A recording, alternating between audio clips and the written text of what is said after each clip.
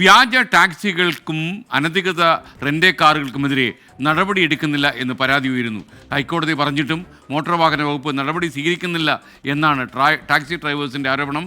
6 medical വിദ്യാർത്ഥികൾ മരിച്ച കളർകോട് വാഹനാപകടത്തിൻ്റെ പശ്ചാത്തലത്തിൽ നടപടി ശക്തമാക്കണം എന്നും ആവശ്യം ഉയരുന്നു.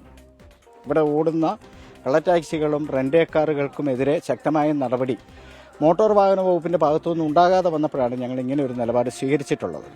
നാളിതുവരെയായിട്ടും ഒരു നടപടിക്രമങ്ങളും മോട്ടോർ വാഹന വകുപ്പിൻ്റെ ഭാഗത്തുനിന്ന് ഉണ്ടായിട്ടില്ലെന്നുള്ളതാണ് വസ്തുത. ബഹുമാനപ്പെട്ട നീതിപീഠം നൽകിയ ഈ വിധി പോലും മാനിക്കാത്തതിൻ്റെ ഒരു ഫലമാണ് നമ്മുടെ കളർകോട് സംഭവിച്ചതെന്നുള്ളതാണ് ഞങ്ങളുടെ ഇത്. കാരണം അങ്ങനെ ഒരു വിധി ഉണ്ടെങ്കിൽ അത് മോട്ടോർ വാഹന വകുപ്പാണ് പൊതുജനങ്ങളിലേക്ക് എത്തിക്കേണ്ടതും ആ നിയമങ്ങൾ നടപ്പാക്കേണ്ടതും.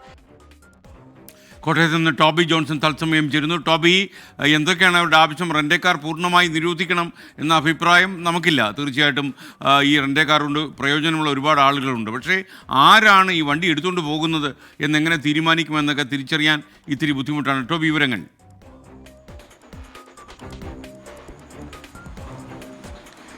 എസ്കെൻ, റെൻ്റേ കാറുകളെയല്ല എതിർക്കുന്നത്, കള്ള ടാക്സികൾ, അതായത് പ്രൈവറ്റായിട്ട് രജിസ്റ്റർ ചെയ്യുകയും കള്ള ടാക്സിയായിട്ട് ഓടിക്കുന്നു, ഒപ്പം തന്നെ അനധികൃതമായിട്ട് റെൻ്റേ കാർ നടത്തുന്ന ആളുകൾ, ഇവർക്കെതിരെയാണ് ഈ പ്രതിഷേധം എന്നുള്ളതാണ് ശ്രദ്ധേയം. അതായത് നമ്മുടെ നാട്ടിൽ റെൻ്റേ കാർ സംവിധാനങ്ങളുണ്ട്.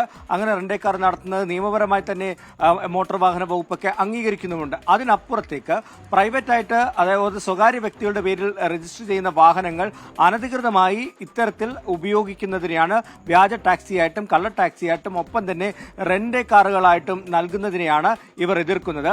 ഹൈക്കോടതിയിൽ നിന്ന് കൃത്യമായിട്ടുള്ള ഒരു ഡയറക്ഷൻ ഉണ്ടായിരുന്നു. ഇതിനെതിരെ ശക്തമായിട്ടുള്ള നടപടികൾ വേണമെന്ന്. കഴിഞ്ഞ ജനുവരിയിലാണ് ഇത് സംബന്ധിച്ച് ഹൈക്കോടതിയിൽ നിന്നൊരു ഉത്തരവ് വന്നത്.